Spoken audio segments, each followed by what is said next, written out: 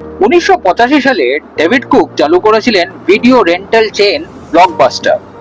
খুব অল্প দিনের মধ্যে তাদের প্রচুর কাস্টমার হয়ে যায়।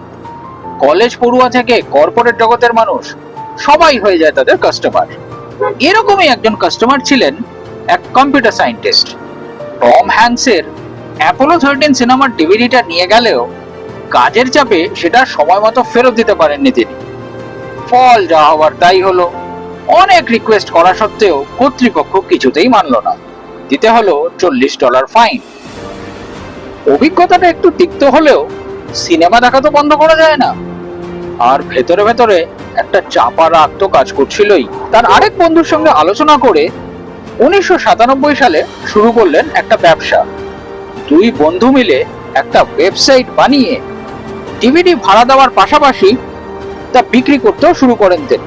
কোম্পানির প্রথম কাস্টমারের কাছে পাঠানো প্রথম ডিভিডিটা ছিল টিম বার্টন পরিচালিত একটা হরর কমেডি মুভি বিটলজুস। প্রথম ব্যাপারটা বুঝে উঠতে একটু সময় লাগলেও অল্প দিনের মধ্যেই বিজনেস কিন্তু ভীষণ পপুলার হয়ে যায়। সময়ের সাথে সাথে সেই কোম্পানির কাজকর্মেও আসে অনেক নতুনত্ব। 2007 সালে শুরু হয় তাদের অনলাইন স্ট্রিমিং পরিষেবা। 2013 থেকে পুরোপুরি অরিজিনাল কন্টেন্টের দিকে মন দেয় তারা। 2023 থেকে শুরু হয় লাইভ স্ট্রিমিং। আর 2024-এ তারা পেয়ে যায় তাদের প্রথম অস্কার একটা শর্ট ফিল্মের জন্য। একটা ডিভিডির দোকানে ফাইন দেওয়া থেকে শুরু করে এই যে জার্নিটা শুরু হয়েছিল সেটা আজ পরিণত হয়েছে এক মহিরুহে, এক পপুলার কোম্পানিতে। বুঝতে পেরেছেন কোন কোম্পানির কথা বলছি? আর কেউ না, তা হলো নেটফ্লিক্স।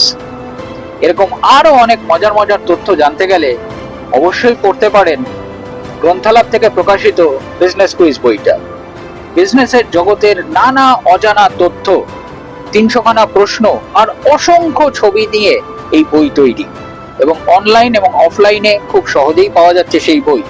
তাহলে আর দেরি কিসের? দেখতে থাকুন কুইজোক্রেসি আর পড়তে থাকুন বিজনেস কুইজ।